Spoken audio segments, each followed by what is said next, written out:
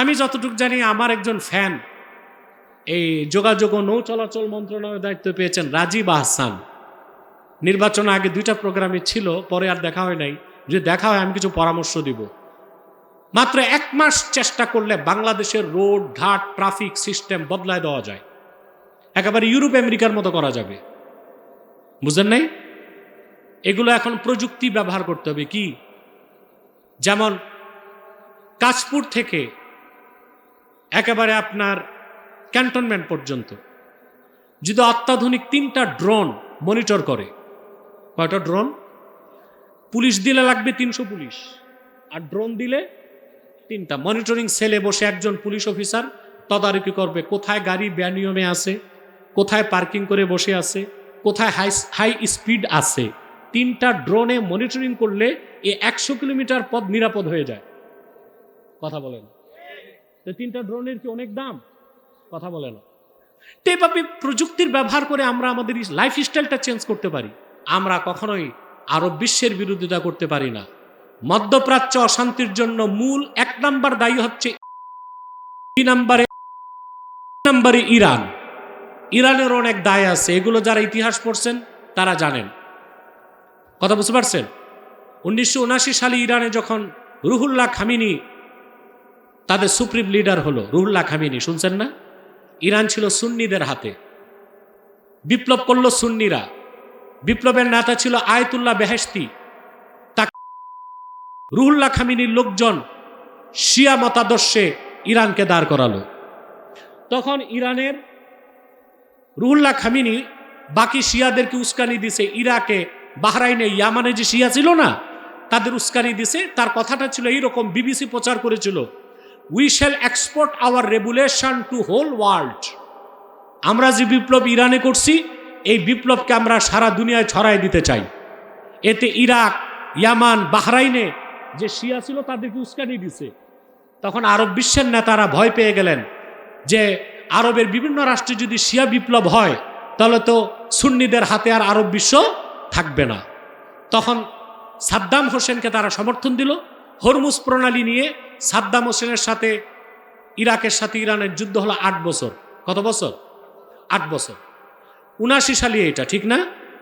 যুদ্ধ শুরুর পরই আরবের বাদশাহ শাহ ফয়সাল রহমতুল্লাহ, বাংলাদেশের জিয়াউর রহমান আর পাকিস্তানের জিয়াউল হক তারা চেষ্টা করছেন এই যুদ্ধ বন্ধ করার।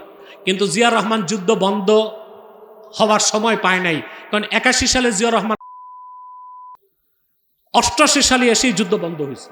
কিন্তু যুদ্ধ বন্ধের প্রচেষ্টায় জিয়াউর রহমানেরও ভূমিকা ছিল, চেষ্টা করছে।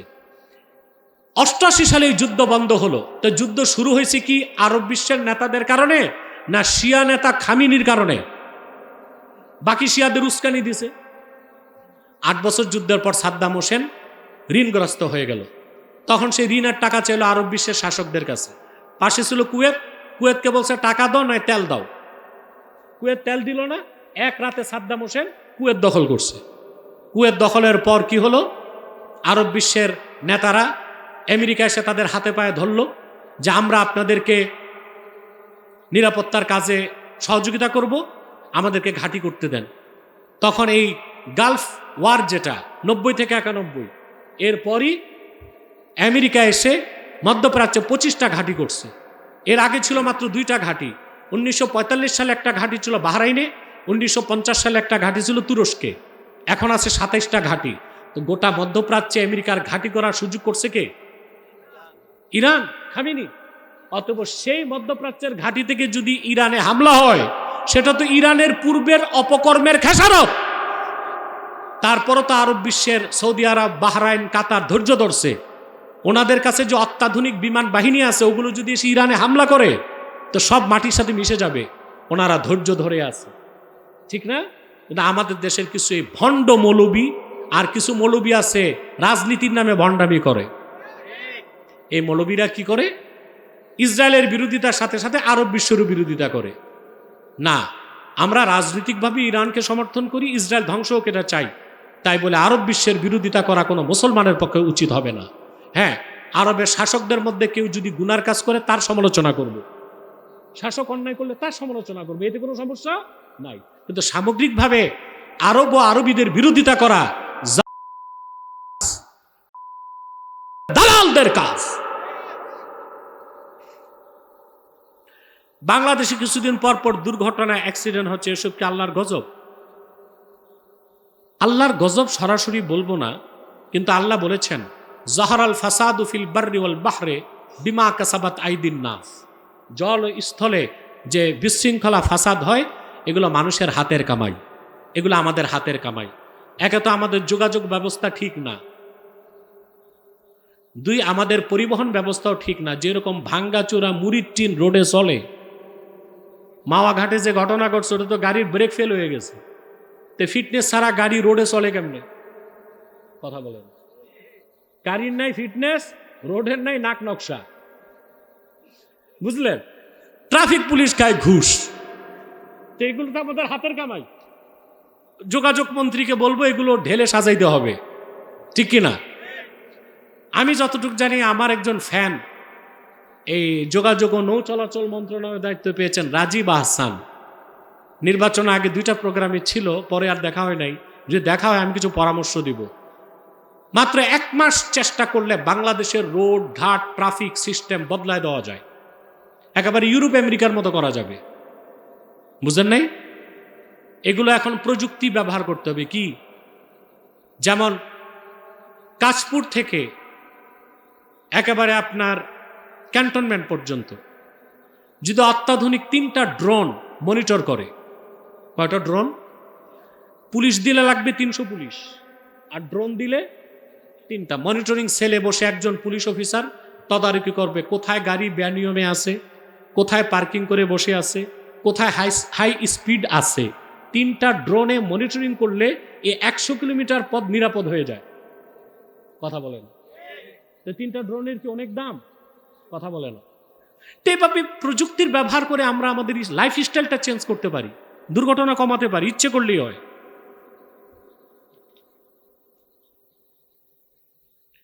এক রাজনৈতিক দলের নেতা দাবি করছে পিছন থেকে তিনি একজনকে ধরে কোলাকুলি করছে, এটা নাকি সুন্নত। নাউজুবিল্লাহ।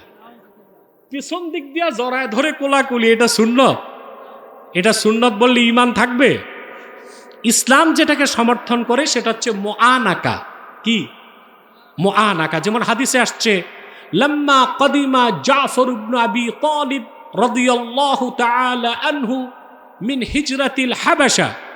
হযরত জাফর সাদেক রাদিয়াল্লাহু তাআলা আনহু তিনি যখন হাবাসা থেকে হিজরতের পর হিজরত করছিলেন হাবাসা, সেখান থেকে ফিরে আসলেন, বুঝলেন? তালাক্কাহুন নবিয়্যু সাল্লাল্লাহু আলাইহি ওয়াসাল্লাম ফাআনাকাহু ওয়া ক্বাব্বালা মা বাইনা আইনাইহি। তিনি যখন ফিরে আসলেন জাফর সাদেক, আল্লাহ রাসূল সাল্লাল্লাহু আলাইহি ওয়াসাল্লাম ওনার সামনে যখন জাফর সাদেক উপস্থিত হলেন, আল্লাহর হাবিব মুআনাকা করলেন জাফর সাদেককে এবং তার 2 চোখের মাঝখানে চুমা দিলেন। এটা মুআনাকা, এটা সুন্নত। এটা কি?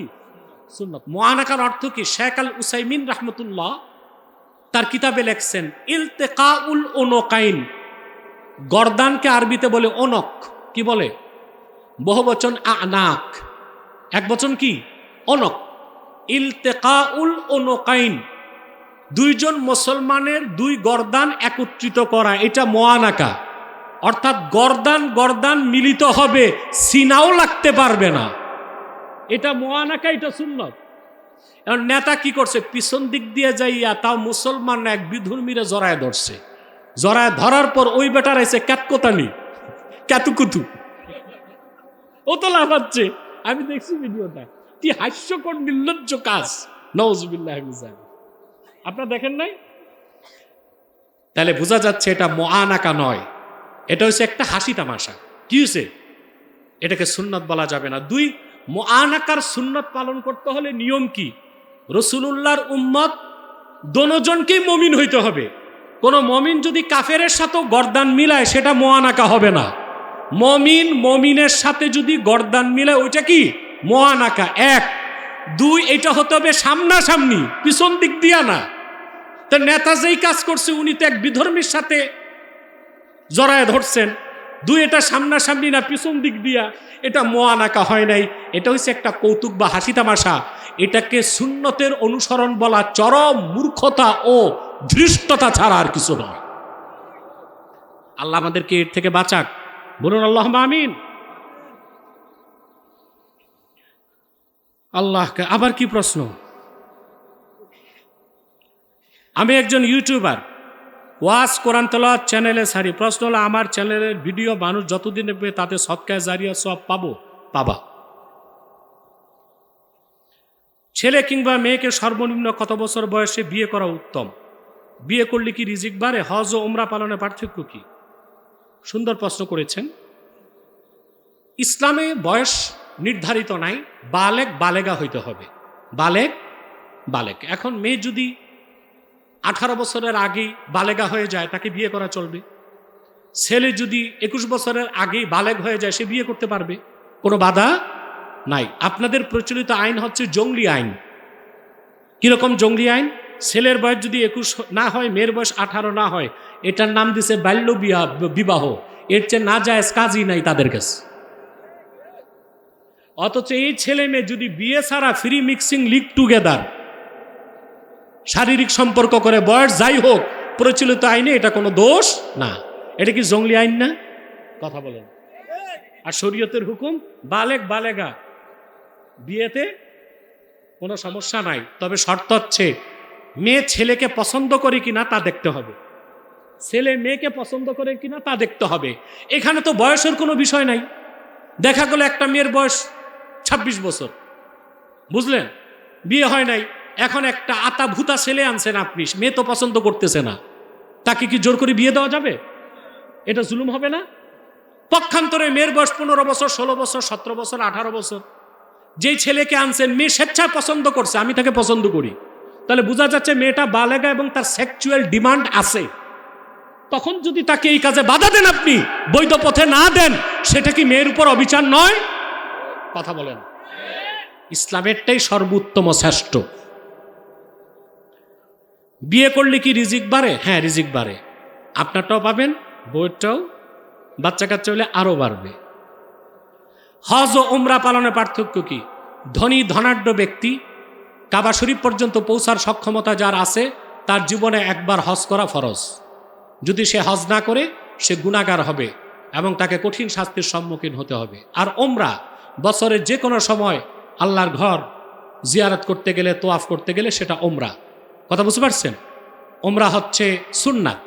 বিশেষ করে হাদিস শরীফে এসেছে, রাসূলুল্লাহ সাল্লাল্লাহু আলাইহি ওয়াসাল্লাম ইরশাদ করেছেন, যে ব্যক্তি রমজানে উমরা করলো, আল্লাহ তাকে একটা হজের সওয়াব দিবেন। তো উমরাটা সহজ।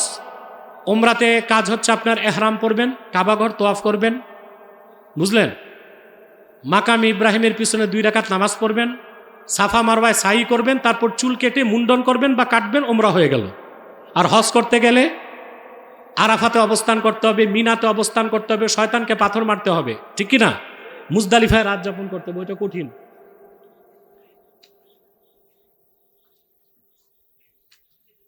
হয়ে গেছেন?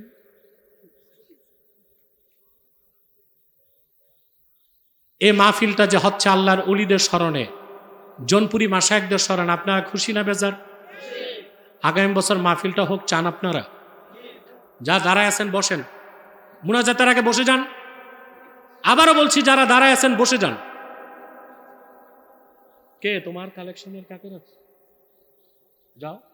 আগামী বছর আপনারা কেউ যদি শরিক হতে চান, আগামী বছরের জন্য আমি 2 মিনিট সময় দিচ্ছি, বলবেন। এই নিয়তের কারণে আল্লাহ আপনার রিজিকও বরকত দিবেন, হায়াতও বরকত দিয়ে দিবেন। 2 মিনিটে বলবেন, আমি আপনাদেরকে নিয়ে মুনাজাত করবো ইনশাআল্লাহ কিছুক্ষণের মধ্যে।